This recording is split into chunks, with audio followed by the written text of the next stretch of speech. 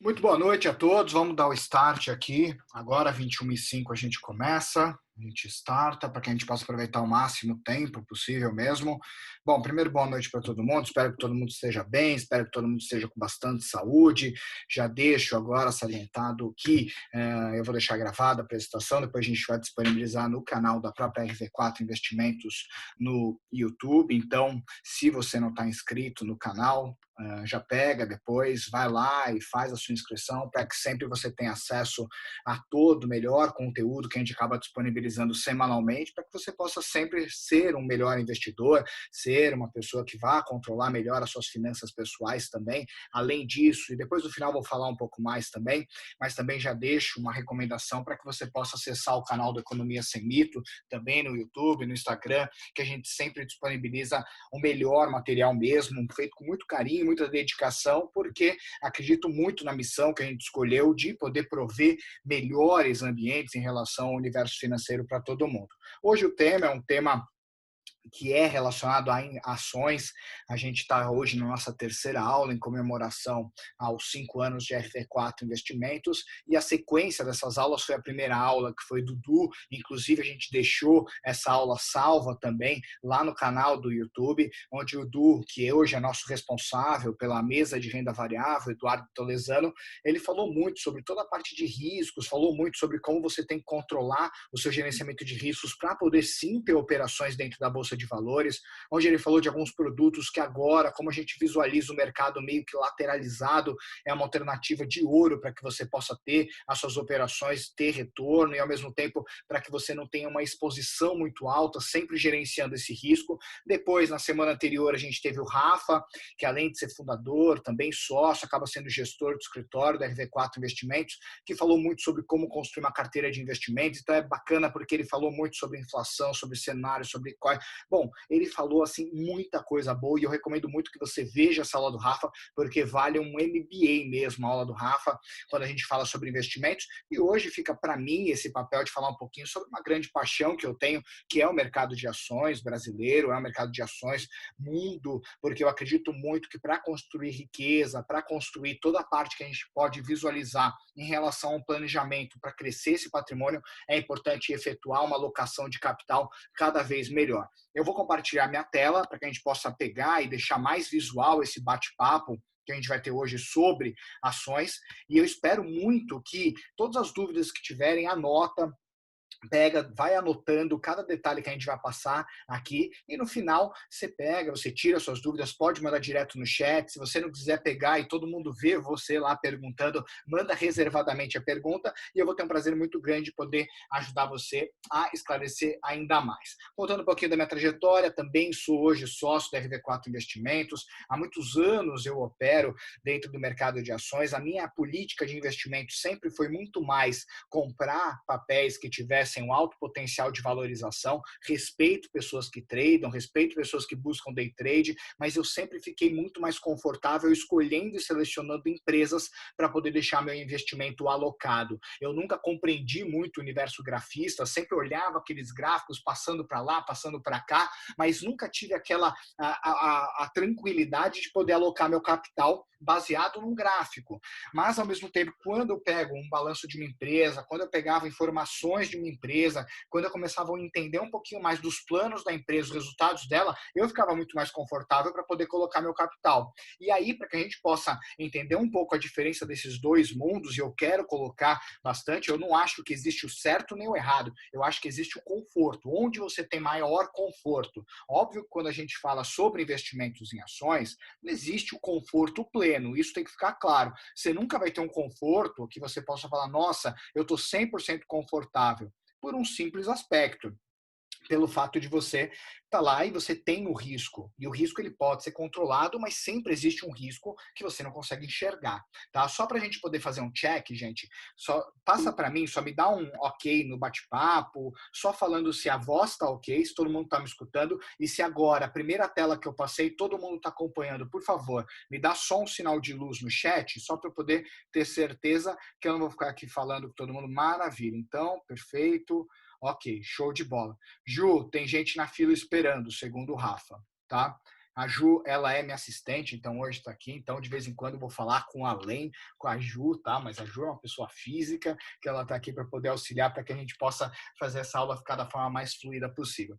Primeiro, antes de tudo, de falar de investimentos, gente, a gente tem que colocar cenário, tá? Primeira coisa que a gente acompanha, e por que é tão importante a gente acompanhar cenário? Porque o momento que a gente está agora é um momento, sim, propício para a Bolsa. Qualquer momento é propício para a Bolsa, mas o momento que a gente está vivendo, mais do que nunca. A gente está falando de, hoje, Selic é 2%, a nossa taxa de juros base do país 2%. A gente está com uma taxa de juros de países super desenvolvidos. E hoje esse é o cenário que a gente tem. Alguns anos atrás a gente tinha uma taxa de juros de 14,25%. Então uma pessoa que de repente ia para o mercado de ações a 14,25% de taxa de juros era alguém que tinha muito mais convicção, tinha muito mais certeza, porque não precisava se arriscar tanto para que pudesse ter uma rentabilidade de 16% ao ano, por exemplo. Essa pessoa, ficando num título de renda fixa, mantinha ela 14,25%. Além disso, a gente começa a olhar também, será que esses juros vai continuar desse jeito? A gente já começa a olhar a curva de juros futura, que já está batendo ali 8% em 2027. A gente está olhando sim uma força na curva de juros, e aí a gente vê muito a inflação, IPCA e GPM subindo, o que pode realmente ser um caos para a gente, pode ser uma catástrofe, é realmente um furo no teto de gastos. Então, toda vez que quando começou esse assunto de furar teto de gastos, a gente perdeu a oportunidade da Bolsa Brasileira subir ainda mais. Então, isso é um ponto que qualquer investidor que passe hoje a compreender e querer entender um pouquinho mais dos seus investimentos, obrigatoriamente tem que acompanhar esse noticiário, porque toda vez que fala de teto de gastos, meu Deus, e hoje aconteceu isso.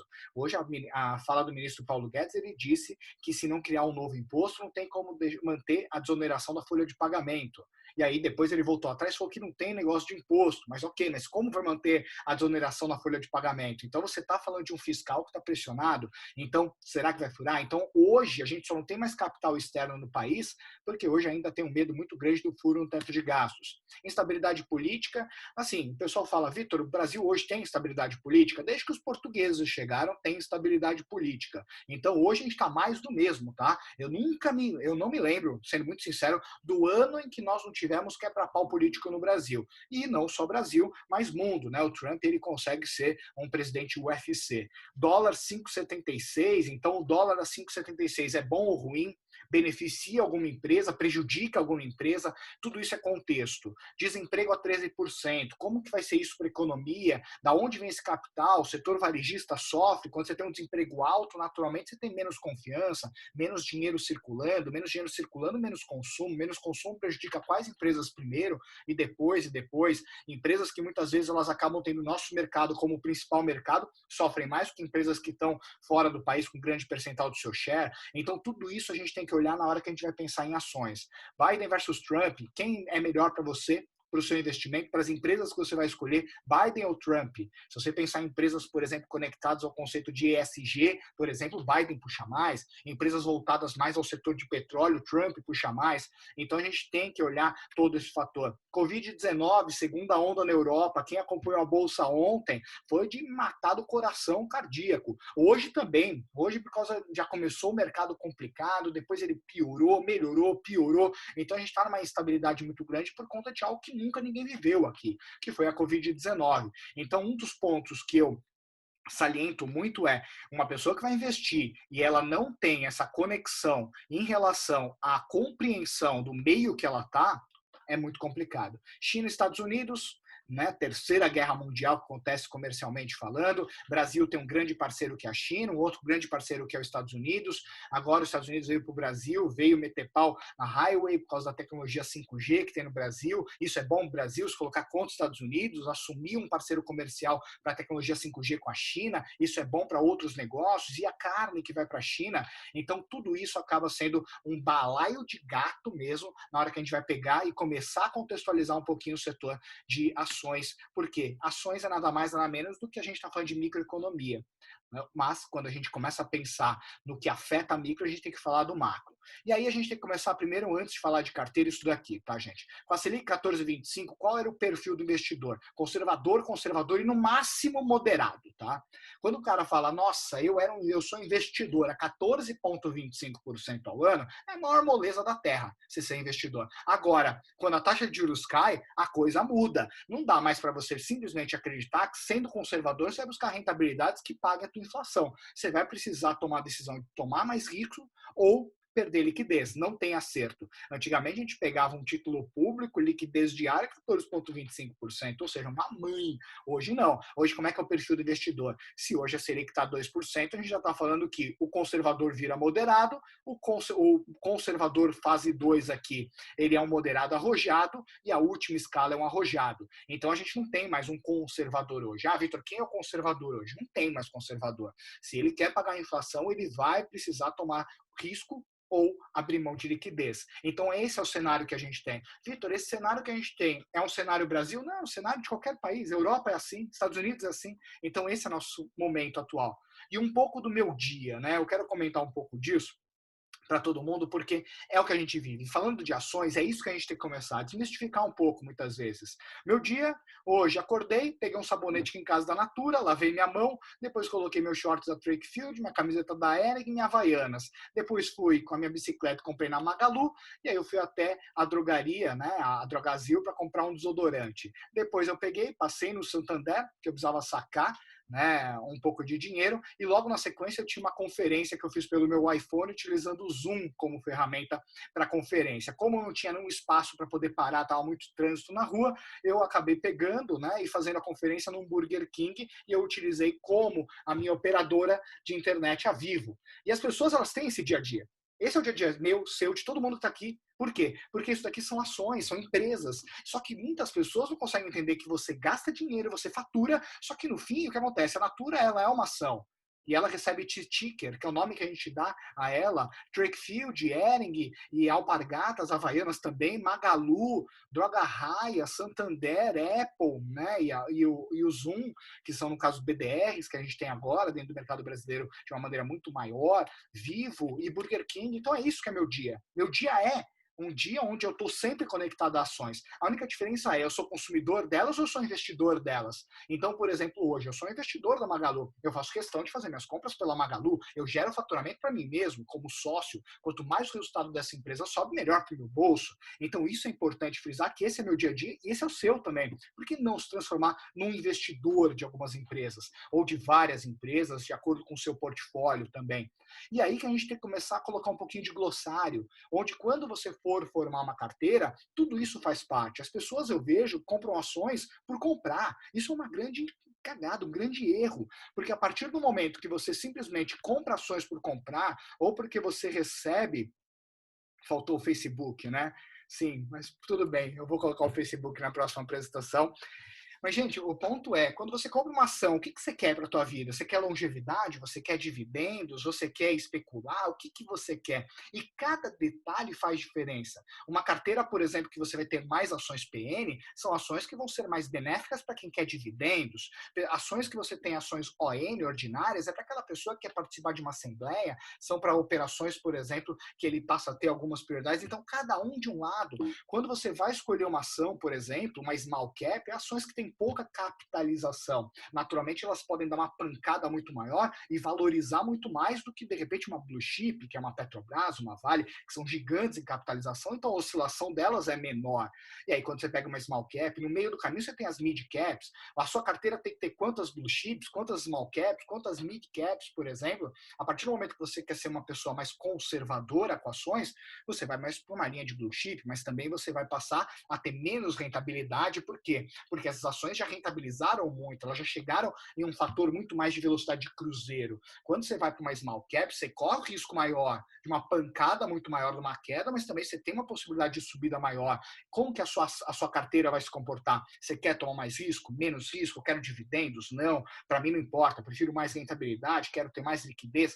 Tudo isso vai fazer parte desse balaio. E aqui alguns exemplos, ordinárias, Via Varejo, Magalu, todas têm o ticker 3, né, no final, PN são os 4, PNA, que é um tipo de preferencial que você tem alguns benefícios adicionais em dividendos, por exemplo, como, por exemplo, Vale 5. Quando você tem PNB, também acaba tendo alguns diferenciais em termos de dividendos que a companhia ela pode distribuir aos seus acionistas. E o que é dividendo? Basicamente, acaba sendo parte da lucratividade da empresa que ela reverte para os sócios. Você, acionista, aqui no caso Eletrobras, acaba tendo, e você passa a ter outros números, como 11 e 34, que indicam BDRs, units, ETFs e fundos imobiliários. Então, no caso, você passa a ter uma série de fatores, e tudo isso daqui, gente, eu não estou colocando, isso aqui você pode pegar em qualquer lugar e estudar, isso que é simples demais, não é isso que eu vou focar a apresentação. Mas o grande ponto é, isso tudo tem que estar dentro da sua conta na hora de constituir uma empresa, na hora de constituir uma carteira, e muitas pessoas vão comprando.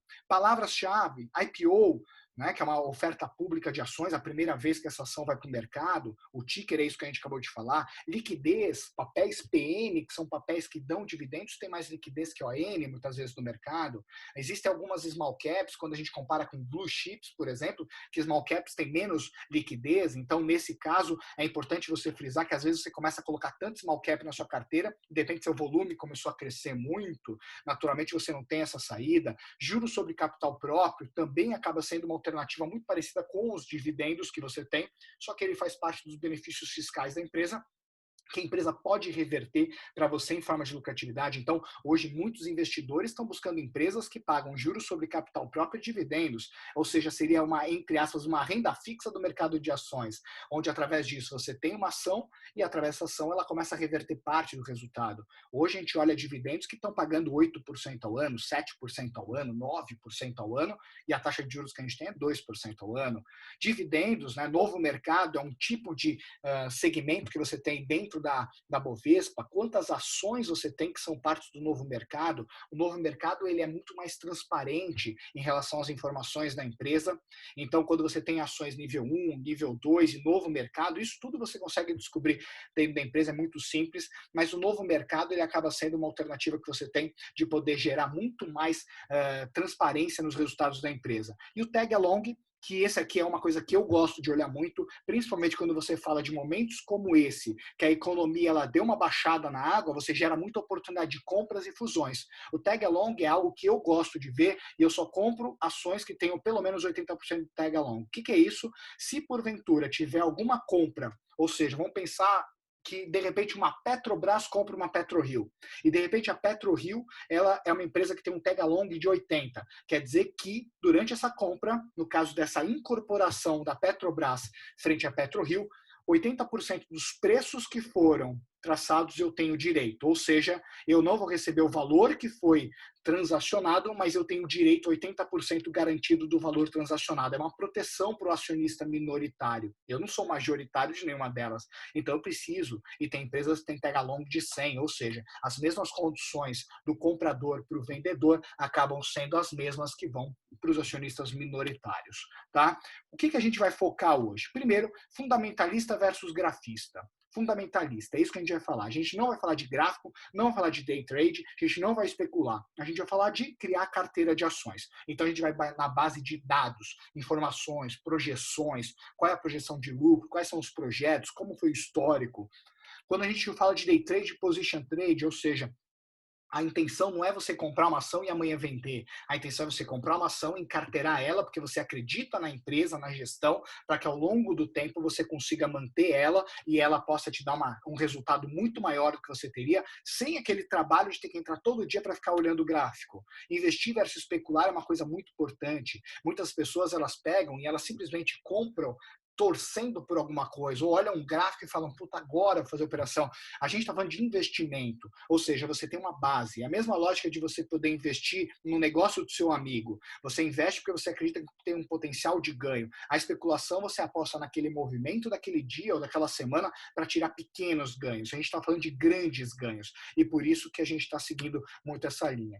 Risco e jogo, a gente tem risco, não é jogo, mas o risco a gente tenta mitigar da melhor forma, com diversificação, avaliação, com seleção de melhores ações. E aqui a gente vai focar em longo prazo, nada de curto prazo, tá? Longo prazo, começando em 2 anos pelo menos, tá? Porque olhando curto prazo, se a partir do momento que você toma a decisão de construir patrimônio, mas você sai de qualquer operação muito rápido, é difícil. Bom, premissas que a gente vai usar. Primeiro, preço das ações, elas sobem conforme lucro e expectativa de lucro das empresas. Empresa que você não tem expectativa de lucro ou um lucro potencial, esquece. É muito difícil o preço subir, a não ser que seja um movimento especulativo muito forte. Número 2, você investe no filme, não na foto. Muitas pessoas mandam mensagens para mim falando: Vitão, o que você acha de tal empresa? O que você acha de tal outra empresa?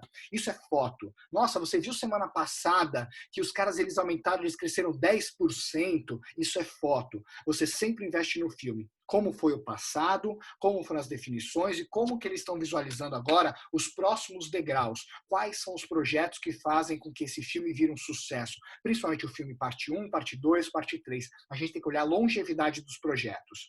Você não é tubarão, tá? Então o ponto é, ninguém aqui vai achar barbada na Bolsa de Valores. Não tem essa. Nossa, achei uma oportunidade que ninguém viu. Esquece, isso não existe. Você não vai achar uma oportunidade que ninguém viu. Se você acha que você está vendo algo, pode ter certeza que tem gente que está há 1 ano vendo isso, tá? Então isso tem que ficar claro para parar com essa loucura de falar, nossa, achei a barbada. Não tem barbada na Bolsa. Se tem barbada é para quem é grande investidor. Para nós, que somos investidores normais, tá? Independente do valor que você tenha, a gente está falando que não tem barbada, tá? Então por isso que é tão importante analisar com calma, mas você não vai ser o primeiro a chegar. E pare de investir através de dicas e boatos do tio, do vizinho, do papagaio, do periquito. Isso não vai adiantar nada. É engraçado como quantas pessoas... Nossa, eu acho isso uma loucura. As pessoas mandam mensagem: Vitão, o que você acha de tal ação? Teve um amigo meu que falou. Sempre eu respondo a mesma coisa. Quando vier um boato, você vira para a pessoa que está te colocando o boato e pergunta para ela 5 motivos que você deveria investir o seu dinheiro. Geralmente a pessoa não tem nenhum motivo para justificar a compra. Ela simplesmente tomou a decisão. E olha que loucura, as pessoas, elas muitas vezes, quando você mostra todo um detalhe, você mostra todos os cálculos, a pessoa fala, vou pensar. Quando ela escuta uma conversa de bar falando que de repente uma ação X vai subir, muitas vezes ela coloca o capital dela, seja o que Deus quiser. Então isso não quer dizer que é risco, isso não é mitigar risco, isso é jogo. E você não pode transformar a sua carteira de investimentos em jogo. E preço é diferente de valor, gente, tá? Preço. Quantas vezes você pega, isso vale a pena a gente poder olhar, porque preço, tá? A gente simplesmente olha e o preço é aquilo que você olha na sua tela. Só que o valor que está por trás daquilo, muitas vezes já mudou. E aí que eu quero colocar alguns exemplos aqui, ó. Dá uma olhada aqui em algumas dessas ações, ó. Esse aqui era o preço dessas ações, tá? Basicamente foi o topo que cada uma delas chegou em termos de preço. Hoje elas estão valendo mais ou menos isso. Para que elas voltem ao preço que elas tinham antes, elas precisam de mais ou menos essa rentabilidade. Então a gente está falando simplesmente de uma ação como Azul, CVC, Smiles, IRB e Cielo. Dá uma olhada quanto elas precisam valorizar para elas saírem, por exemplo, do IRB de 6,95 para 40,82. Sabe? Então o grande ponto quando a gente olha isso é, a pergunta que eu te faço é, tá barato ou tá caro? Pô, se a pessoa olhar preço, tá barato. Cara, uma vez na vida a Azul chegou em 62, agora tá 26. Barbada, all-in, vou socar todo o meu dinheiro aí. Cara, só que o ponto, a pergunta é, quais as condições de mercado? Quais as condições que você tem hoje? Faz sentido para essa empresa hoje conseguir aumentar o lucro dela a ponto de chegar em R$ 62 de novo? Então, a grande sacada que você tem é entender que nem sempre aquilo que está barato mesmo.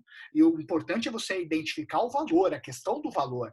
Se a empresa ela tem capacidade operacional, financeira, de projetos, dentre a concorrência, dentro do mercado, para poder conseguir fazer aquilo que um dia ela fez. Pode ser que naquela época ela tinha um cenário diferente, pode ser que aquele momento era diferente, pode ser que o tipo de investimento, a dívida, tudo era diferente e fez com que ela tivesse chegado nesse horizonte. Hoje, de repente, mudou. Então, por isso, quando você tem uma queda de uma empresa, a primeira pergunta que você tem que fazer não é vou sair, vou vender, meu Deus. A pergunta é, essa empresa tem força para voltar onde estava? Ela tem força para voltar no preço que eu estava? Ou que projetos que ela tem hoje rodando que tem essa capacidade de gerar esse valor no futuro? Porque o ponto é, antigamente falava muito que o ideal é você comprar uma empresa que vale R$ 1 por 60 centavos. O Buffett fala muito isso. Não existe isso. Hoje você compra uma empresa, na maioria das vezes, que vale R$ 1, mas ela tem potencial para chegar em uns 60. Quando eu olho empresas como essa, por exemplo, não estou dizendo que não vai subir, mas o ponto é, você tem setores que vão se transformar.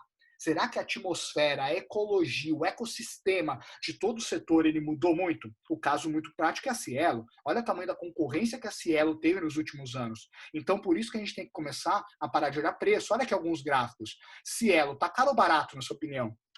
Hoje a Cielo está aqui?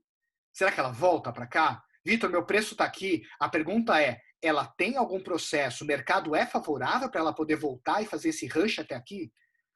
IRB, por exemplo, o IRB, por exemplo, chegou nesse pico, hoje ele está aqui, caiu, ok, teve vários problemas contábeis, teve vários problemas, uma bagunça danada.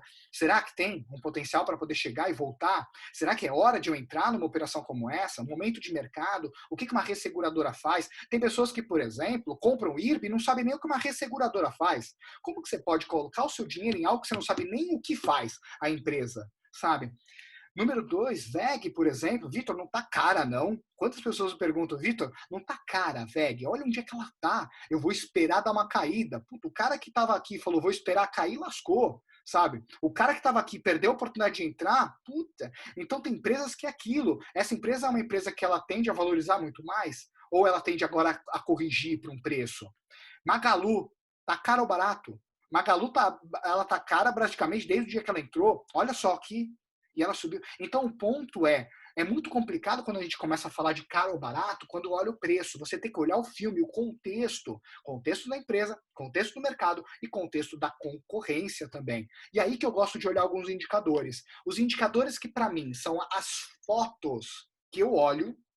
Essas são as fotos que eu gosto de olhar para começar a brincadeira, são esses daqui, tá? Eu vou colocar aqui e eu já explico um a um. Essas são as fotos que eu gosto de olhar para poder tomar o primeiro passo na hora de poder definir uma ação, tá? Então a primeira coisa dela é o múltiplo, que é chamado de PL, tá? O que é o PL?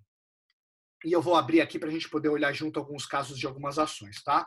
Gente, só uma coisa, se eu estiver falando muito rápido, eu falo muito rápido, tá? Então coloca aqui no bate-papo para mim, só me fala, Vitão, tá na velocidade que eu gostaria. Vitão, tá mais rápido que eu consigo entender. Vitão, tá mais devagar, acelera, tá? Só me dá essa luz, que aí deixa eu ver aqui se tem os comentários. Geralmente velocidade X4, tá?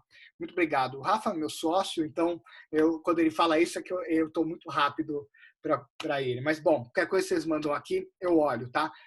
PL, quantas vezes o mercado está disposto a pagar pelo lucro dessa empresa? Então, basicamente, a conta que você faz aí é o preço da ação versus o lucro líquido. Então, você tem esse múltiplo que ele é ótimo para você poder olhar, por exemplo, frente ao mercado, frente à concorrência. Às vezes, você tem empresas que estão com múltiplo muito alto e outras que estão com múltiplo muito baixo. Será que é hora de entrar? E aqui eu vou colocar no próximo slide algumas traduções do que eu olho muito em termos de PL para começar a entrar dentro de um papel. Tá bom? Então, primeiro é isso. Ou seja, traduzindo um pouco o que é o PL, no final acaba que ele é uma medida onde quando você tem uma ação, quando ela está valendo 8, é que o mercado topa pagar 8 vezes o lucro dela. E algumas ações, de repente, no mesmo setor, estão 10x. Quer dizer que ela é mais valorizada. O mercado topa pagar mais caro por ela. Tá?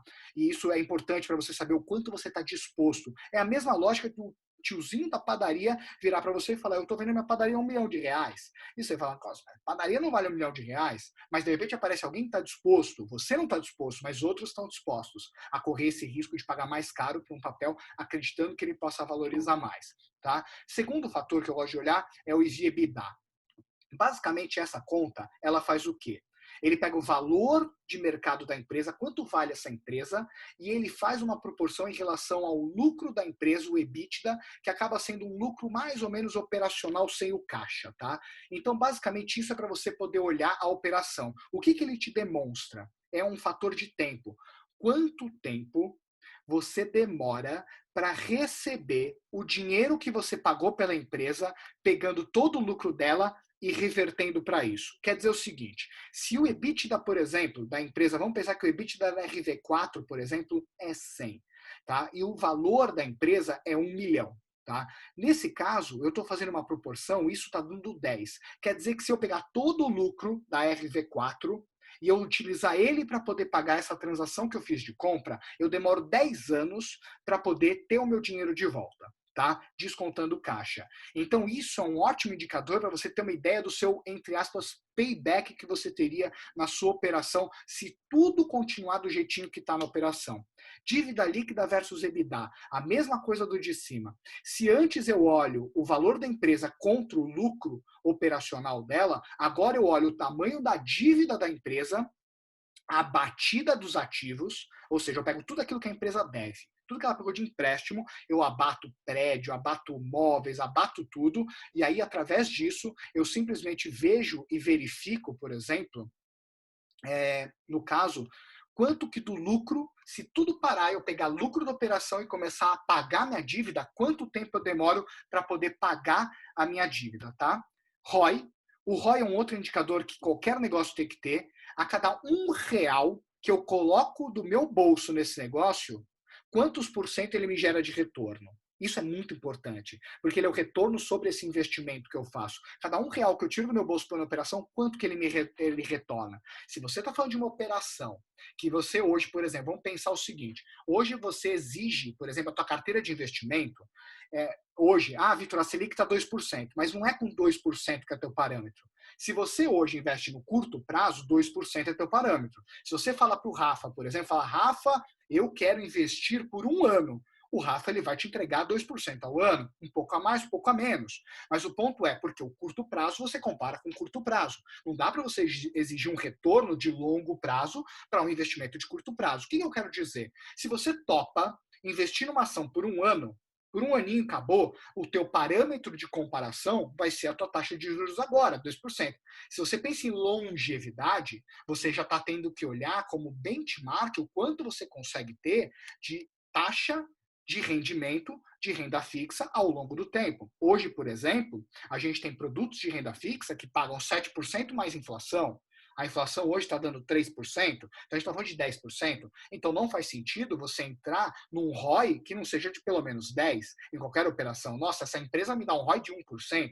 Se você não acreditar que ela tem um potencial de valorização muito grande, não entra, não faz sentido. E por último, o dividend yield da empresa, que é exatamente o quanto ela me retorna caso eu vá entrar em empresas que eu busque dividendos, que aí eu olho o valor, é um percentual que eu olho, os dividendos frente à cotação da ação. Existem hoje empresas que estão pagando 9, 8, 7% de dividend yield, ou seja, eu sei que se eu tiver essa ação e os resultados da empresa se mantiverem, eu tenho um rendimento todo o período, todo o ano, e aí depende de cada empresa, para poder receber em forma de dividendos, tá? Lembrando o seguinte, dividendos já são líquido de imposto de renda, porque ele vem depois do lucro líquido, depois do lucro dos abatimentos de imposto de renda da empresa, e juros sobre capital próprio você tem que descontar o imposto de renda, tá? Então isso é um aviso muito importante que você tem que ter, tá? Nenhum indicador deve ser utilizado de forma isolada, eles são complementares. Isso daqui, novamente, eu estou dizendo para você o seguinte, isso aqui é só o teu start, tá? Esse é teu start. Isso daqui não quer dizer que é o teu final. Não dá para você simplesmente pegar e falar, nossa, olhei tudo isso, ok, vamos mandar bala. E aqui tem alguns indicadores. Eu sigo muito bem essa regra, tá? Quando você passa a ter um PL abaixo de 5, ou seja, ele está baixo o PL, quer dizer que de repente o mercado ele está topando, mas pago barato. Não vou pagar muito caro nessa ação. Isso é perigoso. Pode ser que essa empresa está com problemas ali dentro do balanço dela que muitas vezes não consegue reverter. Então é uma operação de risco maior. Quando ela está de 5 a 10, é uma empresa que ela está barata. E quando ela está de 15 a 20 no teu PL, quer dizer que é uma empresa que ela pode estar barata, mas você precisa avaliar com calma. E quando ultrapassa 20, geralmente são empresas que estão cara. E aí a gente vai falar um pouquinho também de empresas caras, tá? Que às vezes não só porque ela está cara, quer dizer que é uma empresa que você não deva investir. Se você olhar uma VEG, uma Magalu, uma Apple, tem PLs absurdos. Só que ao mesmo tempo é uma empresa que ela está cara, mas ela vai, a tendência é que elas continuem como sempre estiveram caras. Não quer dizer que agora ela não vai estar, ela vai continuar, algo que tudo indica de projetos, ela continua crescendo. Então é aquilo, é pagar caro para que você tope ter um retorno que te gere mais lá na frente. ROI, pelo menos hoje eu olho muito a curva de juros futuro. Então hoje, se a curva de juros futuro me marca 8%, eu não entro em nenhuma operação que não tenha pelo menos um ROI de 8, 10%. Dividend yield, quando as ações elas têm essa elegibilidade, que são ações pagadoras de dividendo, preferencialmente acima de 6%, menos do que isso, ela já está começando a distribuir menos lucratividade, pode ser que dentro da operação, se não tiver uma justificativa clara do porquê que ela distribui menos dividendos, então, no caso, pode ser que a empresa está perdendo fôlego, pode estar perdendo estratégia dentro do mercado, concorrência, grau de endividamento. Se a empresa tiver dívidas maiores do que o seu patrimônio líquido, o que é o patrimônio líquido de uma empresa? Se você pega todos os ativos dela, subtrai do passivo dela, sobra o patrimônio líquido. Tá? Se as dívidas dela ultrapassarem aquilo que ela sobra para poder bancar, ou seja, é a mesma lógica de eu falar o seguinte: prestei dinheiro para você, perfeito. Na hora que eu vou pegar esse dinheiro de volta, você não tem nada para me dar. Tá? Hoje eu empresto dinheiro para você e você tem um carro. Então, em teoria, eu pelo menos tenho uma garantia. O patrimônio líquido é a garantia do pagamento das dívidas. Tá? E, por fim, gestão. Tá? Nunca, nunca, nunca tenha gestão de pessoas que são complicadas e sempre busque gestores honestos e que tenham competência na sua ficha. Um exemplo disso, agora nos últimos dias, a gente viu a MMX, que é uma das empresas do Eike Batista, voltando a crescer. O ponto é, vai crescer, não vai crescer? Será que ele é o melhor gestor para você poder ter no seu portfólio? Porque aquilo, por que é tão perigoso isso? Porque às vezes a empresa pode estar indo, pode estar voando, pode estar arrebentando e de repente entra uma operação tipo uma lava-jato e prende ele. Teus papéis vão para a cucuia. Então esse é o grande risco. Você passa a ter um risco na sua carteira que às vezes você podia ter evitado escolhendo sempre gestores. Então, a partir do momento que você toma a decisão de comprar uma empresa, você não sabe quem é o presidente, você simplesmente compra por comprar porque você comprou um ticker, aí que está um grande problema. Então, construir patrimônio é um trabalho, dá um trabalho, mas é muito bom. E aí, às vezes, é um trabalho que você faz e você vai revisando ele que vale muito a pena, tá? Então, toma um cuidado. Bom, aqui, vou abrir aqui para a gente poder pegar, deixa eu aqui diminuir minha tela, só para a gente poder olhar juntos, tá? Para a gente deixar um pouco mais lúdico isso. E aí todo mundo estiver acompanhando. Todo mundo está acompanhando, gente? Me dá um... Deixa eu ver aqui se está todo mundo acompanhando. Ele não respira, muito bem. Para a aula ninguém está vendo, né? O pessoal só fala aqui. Vamos lá. Esse aqui é um site que eu gosto, tá? Eu não ganho nada do site, mas eu gosto de poder... Só me dá um... Todo mundo está acompanhando? Sim, só me dá um joinha, me dá um ok no bate-papo para a gente poder olhar juntos, tá? Vamos pegar aqui algumas empresas, tá? Falando um pouquinho daqueles indicadores que a gente colocou lá. Vamos colocar a VEG aqui, que a VEG acaba sendo um exemplo de empresas que são super caras. Por que eu gosto desse site, tá, gente? Porque acaba que dentro desse site, eu não preciso ficar me matando fazendo cálculo. Dentro dele eu já tenho tudo, tá?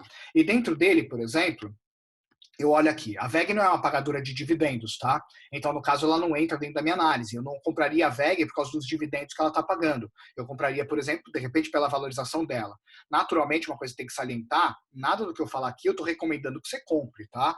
Mas o ponto é, a gente está analisando juntos. Então, voltando lá no começo, primeira coisa, olha o tag along dela. Tá vendo? É uma coisa que eu gosto de olhar. Ou seja, se a VEG ela vai ser vendida e alguém compra, por exemplo, a VEG, quer dizer que eu tenho praticamente os mesmos direitos como minoritário do que os majoritários têm. Então não tem uma desvantagem, de repente, numa venda dela de ter um tag along de 60, por exemplo, 70, ou seja, que eu vou ter uma defasagem. Às vezes eu estou valorizando muito na empresa e ela é incorporada por um outro grupo. E aí acaba, quando eles vão pagar minhas ações, eu acabo recebendo muito menos do que elas valem. E aí, por causa disso, aquela valorização que eu tive, toda ela é comprimida. E aí, não é uma coisa que para mim é vantajosa. Eu não coloco se não tiver um tag along alto, tá? Ó, dá uma olhada aqui o PL que eu falei. Vocês lembram da regrinha que eu coloquei? Que mais ou menos 20 tá caro? Dá uma olhada esse PL. A gente tá falando de PL de 80. PL de 80, gente. E aí a pergunta é, tá caro ou tá barato? Se a gente for olhar aqui, ó, dá uma olhada, o gráfico, ó. Aqui ela estava em 84, ela foi caindo, caindo. Ó, vamos colocar um gráfico de pelo menos aí 5 anos, tá? E aí ela pegou, ó, aqui ela estava aqui 66, depois ela teve aqui, foi para 84, e aí hoje ela está nesse topo. Muitas pessoas vão falar, Vitão, olhando para esse gráfico, para o preço, e olhando para esse PL, eu acho que está caro. Tudo bem, a gente está olhando só isso daqui. Eu posso colocar o setor, posso comparar, mas se for seguir essa lógica do PL, por exemplo, a grande questão é que você consegue eliminar muitas empresas. Mas aí que vem o contexto. E aí a grande pergunta é, primeira pergunta que eu te faço é, Qual o mercado que ela está inserido? Quais as parcerias que ela está fechando? Quais são os projetos que ela tem para os próximos 2, 3, 4 anos? Qual é o share de mercado? Ela tem muita concentração no Brasil ou tem concentração fora? Dólar aumentando, hoje está em 5,76, ela valoriza ou não? E aí você começa a pensar, por exemplo, pensando em projetos, hoje a WEG ela fechou uma parceria com a Volkswagen para fabricar motores híbridos, você tem parceria da WEG com a Tesla, a WEG é uma empresa que é cara desde o dia que nasceu, então ela sempre teve PLs altos, e é uma empresa que ela vem batendo um lucro atrás do outro, trimestre a trimestre, inclusive agora, então é aquela grande questão, é uma empresa que ela sempre tem projetos, ela está sempre pulverizada, ela representa hoje 10% do share mundial, então acaba que é uma empresa que é difícil você apostar contra pelos números dela. Quanto ela vai valorizar? Quanto ela vai chegar? Aí a questão. Às vezes para você não vale a pena, por exemplo, você vê um potencial de 10% de valorização para ela. Mas o ponto é, hoje o PL dela acaba sendo um PL que é um PL elevado. ROI, 18%, atropela aquela medida que a gente começou a olhar. Dívida dela, ela nem tem praticamente dívidas que são razoáveis. É até negativo o indicador de dívida, ou seja, ela se financia por si só. Tá? Além disso, EVI/EBITDA, isso aqui, olha, dá uma olhada. Eu estou dizendo que ela precisaria, se eu pegasse todo o lucro dela, para poder me pagar, se eu comprasse a empresa, eu demoraria 56 anos para ter meu payback. E aí, aquela coisa, isso na foto de agora. Por isso que é tão importante olhar todo o cenário. E aí, uma dica que eu te dou, eu gosto muito de acompanhar o trabalho dos meninos, que é o Analise Ações no Instagram. Eles pegam as empresas e eles abrem todo o faturamento, tudo aquilo que tem da empresa, todo o balanço eles abrem, para que todo mundo possa ter informações qualitativas sobre o andamento disso, share de mercado, quais são os maiores competidores e assim por diante, tá? Vamos olhar um pouquinho bancos, tá? BBAS3, Banco do Brasil, muita gente está falando do BBAS3. E aí é legal você fazer análise comparativa quando você vai colocar. Dá uma olhada agora a comparação. Um PL do Banco do Brasil, 5 múltiplos, né? Aí você já começa a pensar, né? Dívidas, banco não pode ter, então tudo bem. Então aqui, ok. Você já está falando aqui de 5. 5 é um ponto que aí a gente começa a entrar dentro daquela seara. É perigoso ou tá barato? É aquela velha questão. E a grande resposta, ó, o ROI do banco, geralmente o ROI de banco é muito alto, né? Mas olha que questão. Aqui é uma ação que a gente tem que sempre olhar. Por que será que hoje está 5 PL de uma ação, né? Aí a primeira coisa que eu faço quando eu chego aqui é dar uma olhadinha, por exemplo, num concorrente. Pegar um YouTube 3, um YouTube 4, por exemplo, um YouTube 3, por exemplo, pegar o Itaú para dar uma olhadinha, tá? Quando eu pego aqui, eu vou olhar o Itaú. Vamos olhar como é que está o PL do Itaú. 11,6. E aí começa, puta, Banco do Brasil está em 5 PL. Por que está em 5? E aí eu começo um processo de investigação na empresa. Eu começo a procurar notícias, eu começo a procurar fatos relevantes, para que eu ache alguma coisa que justifique a empresa estar tá num PL de 5. Porque na minha cabeça está acontecendo o seguinte, ou eles estão quebrando, ou está com um problema muito grande lá dentro, ou realmente eles tiveram uma desvalorização muito grande, eles estão baratos e de repente vale a pena eu olhar um pouquinho mais. Aí eu vou olhar outro banco, por exemplo, vamos pegar aqui Santander, por exemplo, como é que está o PL do Santander? Sambi 11. 8,18 também, aí você já vê que está no meio do caminho. Vamos dar uma olhadinha, por exemplo, em outro banco. Deixa eu pegar aqui outro, pegar BBDC4, Bradesco, por exemplo. 12,54. Então, esse aqui é um indicador que eu gosto muito de olhar, de acompanhar, justamente para que a gente possa ter sempre. Deixa eu ver. Tá, para que eu possa sempre estar vendo como indicador de saída. Começo a comparar ROIs, começo a comparar esses indicadores. Então, no fim, esses indicadores, isso tem que ficar na cabeça de todo mundo. Eles podem ser um ótimo ponto de foto para você. Então, qual é a ordem que você pode seguir? Né? Você pode estar buscando empresas que você costuma ser consumidor, que você gosta do relacionamento, que você gosta de acompanhar, que você gosta de ter como fatura, gastar o seu dinheiro lá, pode ser um ponto de saída. Segundo fator, ok, a gente vai começar a olhar a diversificação. Se eu gosto, por exemplo, de gastar meu dinheiro, por exemplo, numa lojas americanas, quem é o concorrente das lojas americanas? Magazine Luiza, eu tenho aqui Via Varejo, então você começa a ver o setor, você começa a escolher aquela ação dentro daquele setor que faz sentido, para que você não concentre muito do seu capital num único setor, para que aí sim você comece, a partir de indicadores, começar a olhar com um pouco mais de calma. Quer dar uma olhada aqui? Magalu? Vamos lá. Um pouquinho de Magalu. O PL da Magalu complica, né? 445. A grande pergunta é, tá caro ou barato? Mas pelo menos é um indicador. Aí a gente tem que olhar, por exemplo, né, olhando um PL de um concorrente direto, via varejo, por exemplo,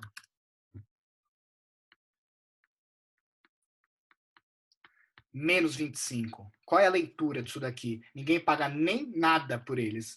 Isso não quer dizer, tá, que é uma empresa ruim. É que é uma empresa que ela estava quebrada, que ela ainda está com prejuízo, dá uma olhada no ROI dela, só que é uma empresa que ela está em recuperação.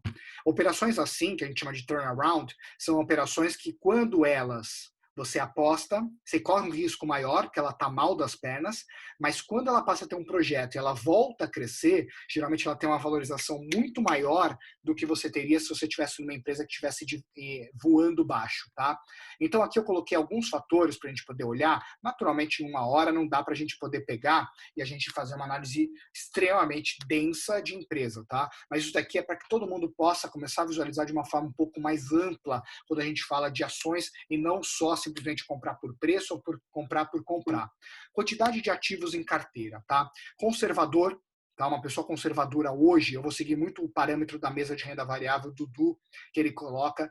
Uma pessoa conservadora, 5% da renda ela deve colocar em renda variável. De 3 a 5 ativos, ok, ela tem carteira. Mais do que isso não faz sentido.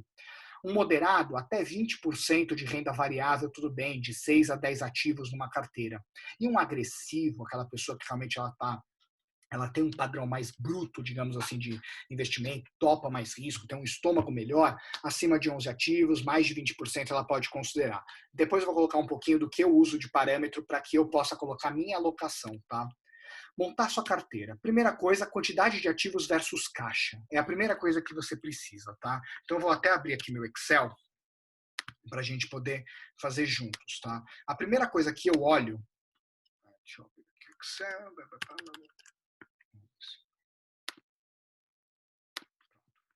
primeira coisa, então, vamos lá. Quanto que você tem? A primeira coisa que você tem que pegar é quantidade de ativos versus grana, né? Quanto que você vai colocar? Se hoje você é uma pessoa que tem 100 mil reais, tá? 100 mil reais é o que você tem, você põe a proporção que você quiser, tá? E aí você vai lá e coloca, por exemplo, quando você vai lá e você vê a alocação, por exemplo, que você tem, conforme aquilo que a gente passou, e de repente você é uma pessoa que é conservadora. Então tá lá, né? 5% do capital é o que a nossa mesa recomenda que você tenha em renda variável, porque você é super conservador. Até pode colocar um pouquinho mais, porque depois eu vou falar de alguns outros produtos. Mas o ponto é, não dá para você simplesmente pegar e, sendo conservador, ter um percentual muito alto. Sendo moderado, 20% de alocação que você pode colocar em renda variável. E sendo alguém que de repente é mais arrojado, aí você pode ir mais para cima do que você de repente pode colocar de renda variável, porque você topa mais risco. Então a primeira coisa é saber o quanto é o máximo que você pode colocar de acordo com o teu perfil. Tá? Naturalmente, eu visualizo que quanto mais longo prazo você deixa seus papéis, maior é a segurança que você vai ter. Tá? Então, a primeira coisa é alocar a quantidade de ativos que você vai ter frente ao teu perfil. Se você está falando de um perfil, que nem a gente colocou lá no começo, vou voltar aqui um pouquinho no slide, se a gente está falando aqui, ó, um perfil conservador de 3 a 5 ativos. E aí, o ideal é você sempre ver o tamanho que vai ser. Se você é uma pessoa que é conservadora e você está falando de 5% da carteira, no máximo, o ideal é que você tenha de 3 a 5 ativos dentro da carteira para que você possa primeiro gerir, para que você possa monitorar. Não faz sentido ter uma carteira com 20, 30, 40 ativos, porque você não vai conseguir acompanhar o histórico dessas ações, você não tem tempo muitas vezes para acompanhar todo esse histórico. Então, por isso que é importante ter esse equilíbrio. Tá? Segunda regra, que a gente vai colocar aqui agora, setorização. Não concentrar mais do que 25%, não concentrar mais do que 25% num único setor, tá? Nunca concentra mais do que 25% num único setor. Ou seja, se eu agora acredito que banco é uma ótima alternativa para poder investir, tudo bem, não faz mal, mas não ultrapassa o percentual de 25% que você pode ter em carteira dentro de bancos. Ah, Vitor, mas eu acredito que Banco do Brasil, Santander, Itaú, tudo vai subir. Tudo bem. Contanto que o percentual do setor não ultrapasse 25%, não faz mal. Ah, Vitor, eu posso ter mais de um banco carteira? Pode, mas desde que o total do setor não ultrapasse. Às vezes você tem boas empresas, 2, 3, 4 no mesmo setor, não faz mal. Só que toma cuidado para você não ter uma alocação muito forte. Por exemplo, agora nesses últimos dias, começou a ter resultados de bancos, por exemplo, antes de estourar a Covid-19 na Europa, quem tinha, por exemplo, 90% de banco na carteira, estourou. Só que o que aconteceu? Quando voltou a retração, quando naturalmente a Europa falou Covid de novo, o que acontece com os bancos? Naturalmente, aquela reserva que eles colocaram para inadimplência, que todo mundo falou, pô, os caras vão poder reverter essa reserva de lucro agora. Aí, quando falaram Covid de novo, ixi, reverte não. Então, muitas vezes, aquele resultado voltou a ficar pessimista ao longo do tempo. Então, quem tinha banco na carteira viu de novo afundar. Small caps, mid caps e blue chips, aquilo que a gente falou lá no começo. Quero ter uma carteira só de small cap. Tá bom, mas você tem que entender que a liquidez é menor, mas a volatilidade é maior, pode ter um retorno maior? Pode, mas também o risco acaba sendo maior, por isso que é legal também ter um equilíbrio entre grandes, médias e pequenas empresas capitalizadas. Respeita o seu perfil de risco, e aí vem um puxão de orelha. Agora, começo do ano, ali antes do primeiro surto de Covid, vou contar o que aconteceu. Primeiro surto de Covid, bolsa lá 120 mil pontos, um monte de gente que era conservadora, quero bolsa, quero bolsa, quero bolsa. Né? E aí a bolsa batendo 105, 108, quero bolsa, porque todo mundo tá ganhando dinheiro na bolsa. Tá bom, deu a Covid. Deu a Covid, foi um samba do criador, uma loucura da galera querendo resgatar a posição. E por quê? Porque não era o perfil de risco dela tá com uma alocação tão grande. O problema não é a bolsa cai, a bolsa sobe, mas o problema é o teu perfil de risco não era para isso. E a partir do momento que você não conhece o perfil de risco, você fica lá simplesmente investindo porque os outros estão ganhando, cara, é difícil. É difícil você conseguir ter estômago para isso. Para você poder ter renda variável, eu não estou dizendo que você não vai ter oscilações, mas a partir do momento que você toma a decisão de ter renda variável no curto prazo, não dá. É que nem muitas vezes aquele cara que toma a decisão de investir e todo santo dia ele fica acompanhando o resultado. Ih, subiu 1%. Caiu menos 1. Subiu 1. Cara, você vai ficar louco. Não é assim que você olha. Você define sua estratégia, define sua carteira e você coloca na tua agenda quando você vai olhar novamente. Daqui a 6 meses, daqui a um ano, daqui a 3 meses, daqui a 2 meses, aí depende de cada um. E acompanha através de notícias, acompanha através de dados, acompanha através de informações, e não o vizinho do periquito do papagaio que te falou que não vai dar certo ou que vai dar certo, tá? Então isso é importante, não adianta ficar lá, né, que nem as pessoas que colocam lá e ficam rezando para a ação subir. Não é assim, é longo prazo. Quando você olha o efeito das ações do longo prazo, a tendência de ações boas é que elas valorizem cada vez mais. Trabalhar com operações de hedge, então, não adianta você simplesmente estar pelado na bolsa, né? Ou seja, vou comprar. É importante que você pense, por exemplo, em potenciais quedas. O Du, que é da nossa mesa de renda variável, cara, ele é o cara que mais fala de hedge que eu conheço. E quantas vezes eu vi ele salvar a vida de clientes porque simplesmente o cliente queria estar lá all-in e o Du falou, ok, mas vamos dar uma segurada, vamos colocar um pouquinho disso, vamos proteger, porque o mercado sobe, só que você tem que estar preparado para a queda. E quando ele cai, você agradece por ter feito operações para poder segurar a sua carteira, tá? Comprar ações e montar posição. Isso é sério que eu quero falar. Quando você comprar ações, e aí voltando aqui para o Excel, se você tem lá 20 mil reais, e você de repente definiu que você vai comprar a ação ABCD, tá bom? Você, tá? E digamos, você não vai pegar esses 20 mil reais e você vai comprar a ação. Você não faz isso. Você vai pegar esses 20 mil reais e você vai dividir esse valor por 4, 5, 6 vezes. Vai dar 3.300 reais. O que você vai fazer? Você foi lá e tomou a decisão de comprar. Você vai comprar 3.300 reais daquele papel e só. E vai ficar quieto. Daqui a um mês, 2 meses, mudou a conjuntura do mercado, mudou as perspectivas da empresa, saiu o balanço, o resultado que você acreditava começou a se concretizar, você compra a segunda parcela. E aí acontece que daqui a 3, 4, 5 meses, pô, de novo, a empresa está continuando. E aí você compra a próxima. E assim você faz ao longo do tempo. E isso chama-se montar posição. As pessoas pegam esses 20 mil e compram tudo de uma vez. Se cai, o cara fica sem fôlego. E qual é a vantagem disso? A desvantagem é que se hoje o preço está baixo, e ela dá uma estourada, você perdeu um baita de um impulso. Tudo bem, mas muito dessa estratégia faz com que você faça alocações inteligentes baseadas em dois aspectos. Se você compra um papel e ele cresce, quer dizer que as premissas elas estão se concretizando. É mais uma justificativa para você estar nessa empresa, porque você investe no longo. Mas se você compra aqui um pouquinho e ele cai, você pode aproveitar um preço melhor fazendo um preço melhor para o teu papel. As pessoas fazem preço médio, geralmente quando o papel cai, elas começam a tentar pegar a faca rodando. E aí muitas vezes elas se furam. Por quê? Porque muitas vezes ele caiu porque perdeu o preço. Aqui eu coloquei as top 10 ações que a XP Research, hoje para nós, os nossos clientes, a gente sempre pega, a gente sempre tem a base de research, tá? Para mandar para os nossos clientes, que são empresas que já fazem esse caminho, já tem isso, né? Já fazem os estudos muito profundos das ações. Quer dizer que, se a XP diz que essas são as ações que tem que comprar, essas ações que tem que comprar, não. Isso quer dizer que eles fizeram uma análise muito mais profunda a ponto de dizer para você se vale a pena comprar, que eles colocaram isso nas top 10 ações deles e, ao mesmo tempo, eles calculam aqui o preço-alvo. Ou seja, eles fizeram um valuation daquela empresa para saber o quanto ela vale. Então, hoje, por exemplo, vamos dar uma olhadinha aqui. Ó. Banco do Brasil hoje, por exemplo, a gente está falando que ele deve estar mais ou menos R$ 30. Eles estão dizendo que o preço-alvo para o papel é 43. Eles acreditam que vai ter uma valorização de mais R$ 13 no papel. A Gerdau, eles acreditam que vai ter uma valorização até 22,50. Vale, hoje está dando R$ 63. Eles acreditam que chega até 85. Com isso, você sabe o preço-alvo dela. Então, a partir disso, você consegue saber a hora de sair do papel, quando é um bom momento e o principal, qual é o potencial de valorização desse papel para que você possa tomar a decisão de entrar. Se o Banco do Brasil está tendo potencial de valorização em R$ 43 e hoje ele está valendo 41, por exemplo, será que vale a pena você entrar por R$ 2 por ação? Será que vale a pena? Então vale a pena sempre você ter isso como suporte. Aqui as top 10 dividendos, as top dividendos, as que mais pagam, dá uma olhada quanto é o dividend yield, né, dessas empresas aqui, ou seja, o quanto é a previsão. Hoje a Selic está 2%. Né?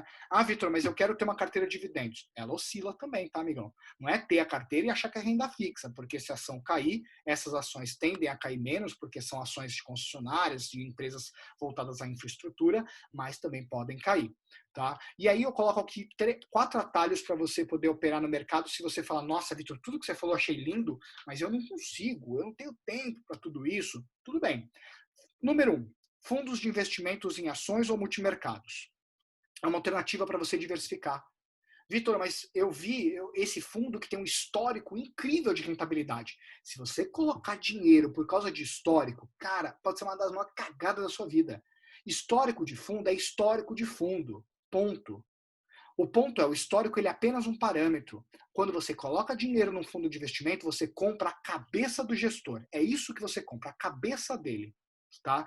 Então, a partir do momento que você toma a decisão de pular, aí você vai falar com o Rafa, com Leila, com a Fê, com os assessores da RD4, você vai perguntar para ele qual é a diretriz desse fundo. E eles vão te falar, eles falam, cara, esse é um fundo que investe assim, investe assado, o gestor do fundo visualiza investimentos assim, ele gosta de proteger grande parte do portfólio dele, ele é um cara assim, ou seja, você compra a cabeça. E se a ideia, a cabeça desse cara te convencer, aí você põe dentro do fundo dele. Caso contrário, não fique investindo em histórico somente. Histórico é parâmetro. Quantas vezes a gente vai chegar com comparar investimentos com gerentes de banco, muitas vezes, e aí chega lá, o gerente de banco ele pega e vai comparar, e ele fala, nossa, mas olha o histórico desse fundo. Ah, mas o que tem a ver histórico? Você estava lá, tem como voltar no tempo? Então, do que adianta você ficar olhando o histórico? É bom como parâmetro, mas olha para frente. Óbvio que o histórico faz diferença? Faz, mas o que você quer é a cabeça, por exemplo, do gestor. É isso que você quer. Empresas de research, vale o investimento. Nós da RD4, a gente tem como research, que são empresas que fazem as pesquisas das ações que a gente recomenda aos nossos clientes, as operações, através da XP e através da Eleven. Mas existem várias empresas de research. E vale a pena você ver. Eles sempre vão pegar e vão falar as ações que eles estão analisando, vão colocar as estratégias deles e o que eles visualizam. ETFs também. Quando você vai na bolsa e coloca esses códigozinhos aqui, isso aqui são ETFs, é como se fossem fundos de investimento dentro da bolsa. Por exemplo, o BOVA11, ele segue o índice do Ibovespa. Você acredita que o Ibovespa vai subir? BOVA11 pode ser uma alternativa que você consegue acompanhar o Ibovespa crescendo. SMAL11 acompanha empresas de small caps da Bolsa Brasileira. IVVB11, ela acompanha empresas do S&P 500, então você está acompanhando empresas norte-americanas. E, por fim, operações estruturadas da nossa mesa da renda variável. E, modéstia à parte, pode falar de qualquer mesa de renda variável. Eu não conheço nenhuma mesa que acerta tanto como a mesa de renda variável da RV4. Ou seja, as operações estruturadas que a gente coloca para os clientes, geralmente, principalmente, a gente sempre analisa o mercado, a gente vê possibilidades que no final o cliente ele pode ter operações que ele pode ganhar um baita lucro ou ele pode ter operações que ele esteja protegido. Por exemplo, fizeram recentemente algumas operações onde o cliente ele tinha cupons, onde o cliente ele pegava e se valorizava o papel, ele tinha uma valorização que ia ser limitada, mas se o papel caía ou se ele ficava na mesma, o cliente mantinha uma rentabilidade de 8% ao ano. Ou seja, mais ou menos a gente fez uma renda fixa dentro de um ativo de risco. E, cara, é top. Na boa, se você hoje quer operar renda variável, você tem que ter uma boa mesa. E a da RV4, cara, na boa, o Du ele tá aqui, não sei nem se o Du tá aqui, mas ele deve estar chorando agora. Mas é foda mesmo, tá? Não tem mesa melhor. Hoje na XP, não tem mesmo, tá? Indicações. Status Invest, esse site que eu acabei de olhar, fuça esse site, vale a pena você dar uma olhada. Instagram, análise de ações, onde eles pegam, eles olham empresa a empresa, eles colocam dados, números, e aí dá para você ir lá no Instagram e salvar a empresa que você quer que analise. Tá? Então é bacana por causa disso, que você consegue fazer essa análise junto. Livro, Faça a Fortuna com Ações Antes que Seja Tarde, do Décio Bazin. Ele é rabugento, ele reclama pra caramba, o livro dele é metade técnica, metade ele fica bem rabugento durante o livro, mas ele é foda, é história de mercado, é bacana para aquelas pessoas que querem especular e acham que vai ficar milionário desse jeito. Esse livro acaba colocando a pessoa situa melhor. O Investidor Inteligente, idem, eu digo que o livro do Décio Bazin é a versão brasileira do Benjamin Graham, do Investidor Inteligente. Esses dois livros aqui é mandatório. Vitor, eu quero investir e não li eles, então não invista, leia antes. Livro 3, Fora de Curva 1 e 2, da Juliana Napolitano e do Florian Bartunek. Fora de série também, baita de um livro para você ler. E siga as redes sociais da RV4, tá? Ah, Vitor, eu não sigo. Cara, você tá bobeando. Você tem que estar no Pod Center, você vai colocar no carro para a gente poder falar de assuntos do mercado financeiro. O InfoCenter no Telegram. Gente, instala o Telegram, onde você vai ter lá call de manhã, call à tarde, tudo que é informação de mercado. Cara, aqui eu falo, aquela pessoa que fala para mim, Vitor, eu sou preguiçoso para acompanhar o mercado. Se ele tiver no Telegram, ele tem tudo mascado, ele tem tudo lá batidinho. Cara, o cara quer investir, ele precisa ter informação na mão. E lá no InfoCenter do Telegram, a gente faz esse trabalho para você. RV4 Investimentos do site, Instagram, segue o Insta e o Economia Sem Mito, que é o portal de educação financeira e finanças pessoais. Bom, eu fico por aqui. Foi um prazer gigante estar junto com todos vocês. Deixa eu ver se tem alguma pergunta aqui de última hora. Bom, eu espero que tenham gostado, espero mesmo de coração que tenha agregado conteúdo, agregado valor para vocês. É claro que é muita informação. Eu coloquei aqui muito mais uma pitada de muitas coisas que eu gosto no meu dia a dia para poder analisar, mas para que você possa aproveitar da melhor forma.